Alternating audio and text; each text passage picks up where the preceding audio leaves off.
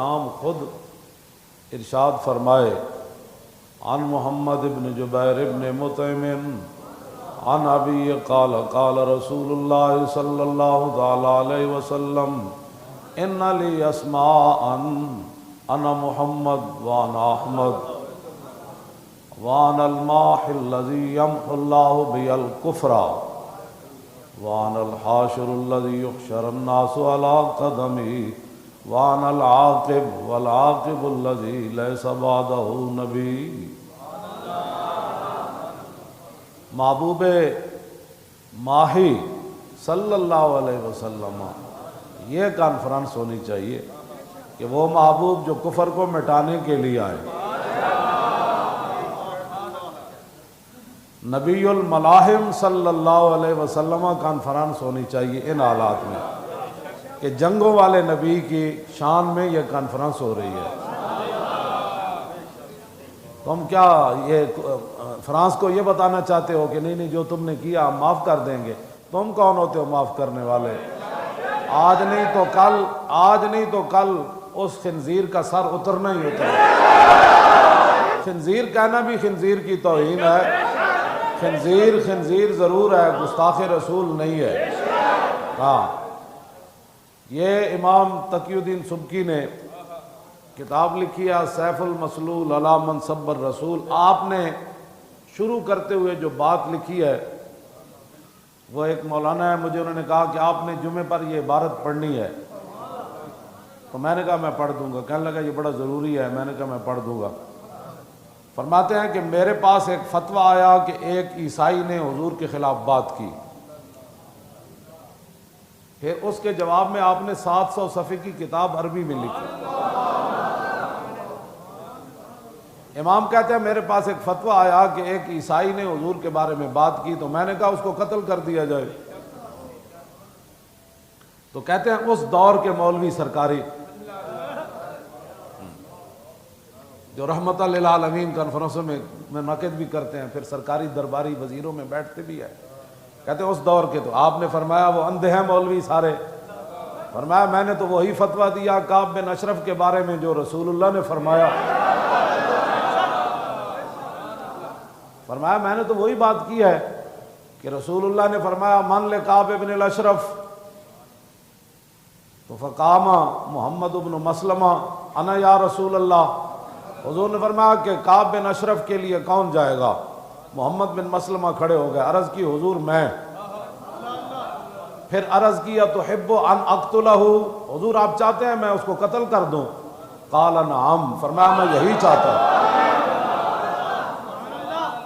محبوب اگر یہ کانفرنس کرنی ہے تو عنوان میں بتاتا ہوں، محبوب رحمت للعالمین کی گستاخ رسول کے بارے میں چاہت، حضور کی تمنا۔ ہاں میں تمہیں عنوان بتاتا ہوں نا کہ وہ رحمت للعالمین بھی ہے اور ان کی چاہت کیا ہے، گستاخ رسول کے بارے میں حضور خود کیا چاہتے ہیں۔ محمد بن مسلمہ کہنے لگے تحب ان اقتلہ، حضور آپ یہ چاہتے ہیں کہ میں اس کو قتل کر دوں؟ فرمایا نعم میں یہی چاہتا ہوں۔ حضور کی چاہت کی بات کرو نا، رسول اللہ کیا چاہتے ہیں، حضور کی چاہت کی بات کرو۔ جو نہیں پتا تو پھر دین پڑھو، ہاں جی، اپنے دین فروشیاں بند کرو۔ ہاں جی، دین فروشیاں کر کے تم کیا سمجھتے ہو پہلا بھی دفع ہو گیا، تم نے بھی دفع ہو جانا ہے۔ ہاں سب فنا ہو جائیں گے کافی، لیکن حشر تک نعت حضرت کا زبانوں پر سخن رہ جائے گا، اور خاک ہو جائیں ادب جل کر، مگر ہم تو رضا، اور دم میں جب تک دم ہے ذکر ان کا سناتے جائیں۔ ہاں جی، جے سج گئیاں گلیاں بازار اے ذکر ہے نا، تو گستاخ رسول کو قتل کرنے والی حدیث بھی ذکر رسول ہے، وہ بھی بیان کرو۔ ہاں جی، محمد بن مسلمہ کو حضور نے فرمایا کہ سعد بن معاذ سے مشورہ کر لینا آپ نے اس مسئلے میں۔ پورے مدینے میں حضور نے بات نام کس کا لیا؟ فرمایا سعد بن معاذ کے بارے میں ان سے مشورہ کرنا ہے کہ یہ یہودی بڑے چلاک ہوتے ہیں اور ان کے معاملات رہے ہیں، ان کے ساتھ اس یہودی کو قتل کیسے کرنا ہے، یہ آپ کو سعد بن معاذ بتائیں گے۔ ان کی سازشوں سے وہ پوری طرح آگاہ ہے۔ آپ نے پھر سعد بن معاذ سے مشورہ کیا، پھر 5 صحابہ تیار ہو گئے۔ حضور نے فرمایا فَإِنَّهُ قَدْ آذَ اللَّهَ وَرَسُولَهُ، فرمایا میں کعب بن اشرف کو اس لیے قتل کروا رہا ہوں کہ وہ اللہ اور اس کے رسول کو تکلیف دیتا ہے۔ وہ تکلیف کیا دیتا تھا؟ یہ کتاب المغازی میرے پاس پڑھی ہے، اب وہ بھی سنیں کہ وہ تکلیف کیا دیتا تھا۔ آج تم صرف یہ کہہ کر کہ ہم فلاں کو خط لکھ رہے ہیں اور پھر حکومتی جماعت جو ہے وہ جلوس نکال رہی ہے۔ کعب بن اشرف کا جرم کیا تھا؟ فرمایا کہ ان ابن الاشرف کان شاعرا وکان یاج النبی واصحابہ ویحرض علیہم کفار قریش فی شعرہ۔ یہ ملعون شاعر تھا اور شعر کے ذریعے رسول اللہ کے خلاف باتیں کرتا تھا اور صحابہ کے خلاف بھی باتیں کرتا تھا اور مشرکین مکہ کو اپنے شعروں کے ذریعے ابھارتا تھا کہ رسول اللہ کے شہر مدینہ پاک پر حملہ کر دو، صحابہ کے ساتھ جنگ کرو۔ یہ اس کے جرائم تھے۔ اور حسان بن ثابت نے جو جواب دیا نا، پھر حضور نے فرمایا کہ ان جبریل ماہ کا، فرمایا حسان جبریل تیرے ساتھ ہے، حسان جبریل تیرے ساتھ ہے۔ بلکہ میں نے پڑھا کہ دیوان حسان کے اندر 70 شعر وہ ہیں جس کے اندر حضرت حسان کی جبریل نے مدد کی کہ یہ بات کہے۔ دیوان حسان کے اندر 70 شعر جبریل کے ہیں، فرمایا حضور کی شان میں یہ بات کرے۔ حضور کے دشمن کیسے منہ توڑے؟ نہیں ایسے منہ توڑے، نہیں ایسے منہ توڑے۔ جبریل روح القدس، ہاں جی، وہ بھی حضور کی مدح کے اندر حضرت حسان کی پشت پر کھڑے رہتے اور کہتے نہیں یہ شعر آپ کہیں۔ 70 شعر جبریل کے بھی ہیں حضور کے دشمنوں کے مقابلے میں۔ یہ جرائم ہے۔ بتائیں جی فرانسیسی خنزیر نے کیا بات کی ہے؟ اپنے کم از کم جو دکاندار ہو نا، اپنی دکانوں کے باہر اس خنزیر کی تصویریں لگاؤ، جو بھی آئے اس کے منہ پہ پاؤں رکھ کے آپ کی دکان میں آئے۔ ہاں جی، یہ جرم ہے جی اس کا۔ تو حضور نے کیا فرمایا؟ فَإِنَّهُ قَدْ آذَ اللَّهَ وَرَسُولَهُ، وہ اللہ رسول کو کیا دیتا ہے؟ تو جو رسول اللہ کے بارے میں شعر کہے وہ اذیت دیتا ہے، تو جو حضور کے خاکے بنائے اور پھر خاکے دنیا کو دکھائے، اس کی کوئی اذیت کا اندازہ کیا جا سکتا ہے کہ اس نے حضور کو کتنا دکھ دیا؟ اور حضور نے یہ خود فرمایا وہ فَإِنَّهُ قَدْ آذَ اللَّهَ وَرَسُولَهُ، فرمایا وہ اللہ کو بھی تکلیف دیتا ہے اور اس کے رسول کو بھی تکلیف دیتا ہے۔ اللہ تو اذیت سے پاک ہے، اللہ تو اذیت سے پاک ہے، نہ اس کو کوئی اذیت دے سکتا ہے۔ تو اس کا معنی یہ ہے کہ رسول اللہ کو تکلیف دینا یا اللہ کو تکلیف دینا ہے۔ تو نہیں پڑھا دین تو پڑھو۔ پھر جب 5 صحابہ تیار ہو کر آئے نا، حضور ہم تیار ہیں اس کو مارنے کے لیے، پھر رسول اللہ ان کے ساتھ چلے، رسول اللہ ان کو ساتھ چلے۔ یہ ساری پورا واقعہ بیان کرتے کرتے کہتے ہیں پھر ایسے ہوا، پھر ایسے، حضور نے ان کے ساتھ یہ بات کی، پھر یہ بات کی۔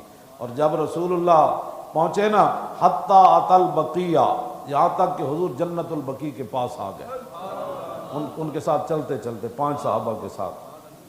تم آیا نہ درتے کیوں بد نصیبہ، ہاں جی، جڑا جے کروڑویں سچ بھی گل گزر جائے نا کہ مولی خادم ڈاڈیاں گلاں کر رہا ہودا، اسلام تے ایمان نال کوئی تعلق نہیں، کروڑواں حصہ بھی۔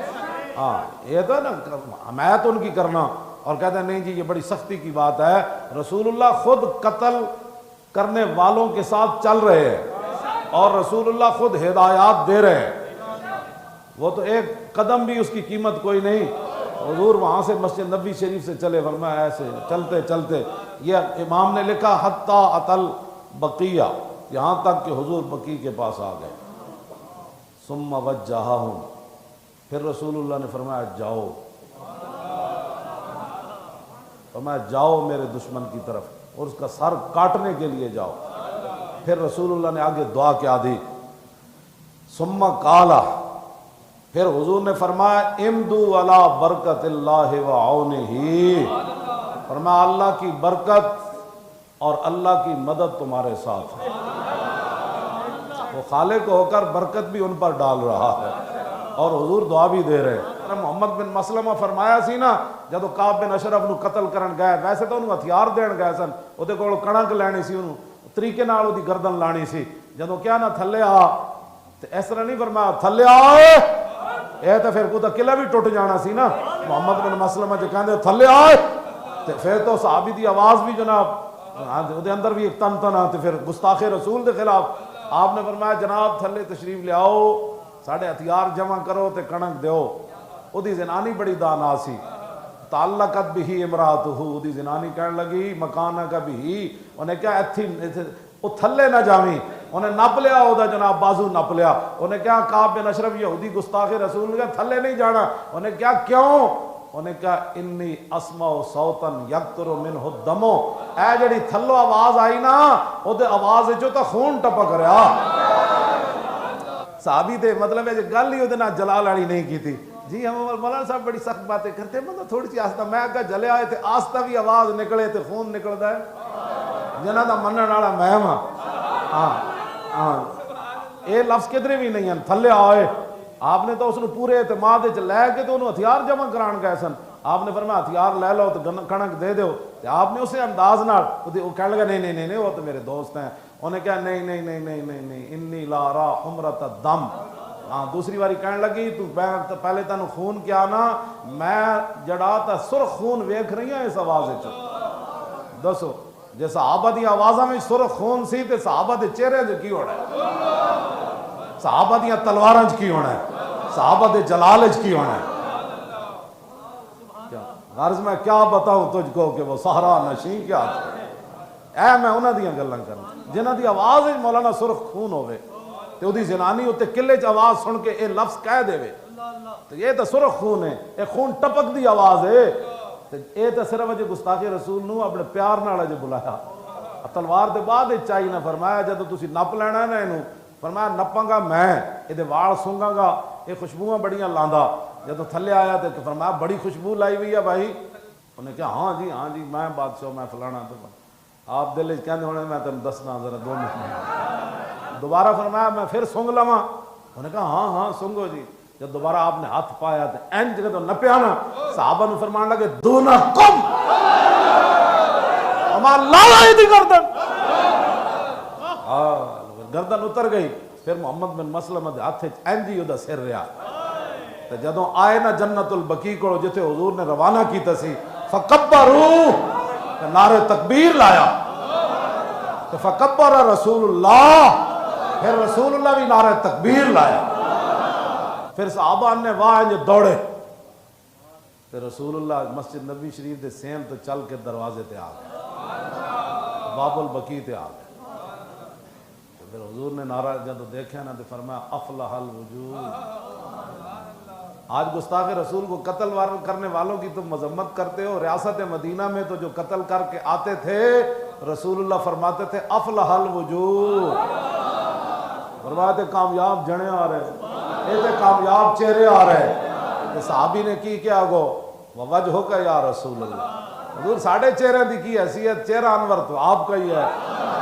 فرما براسہ بین یدہ, این چکیا نا محمد بن مسلمہ سر تے لٹکے ہویا تے خون دا بہ رہا.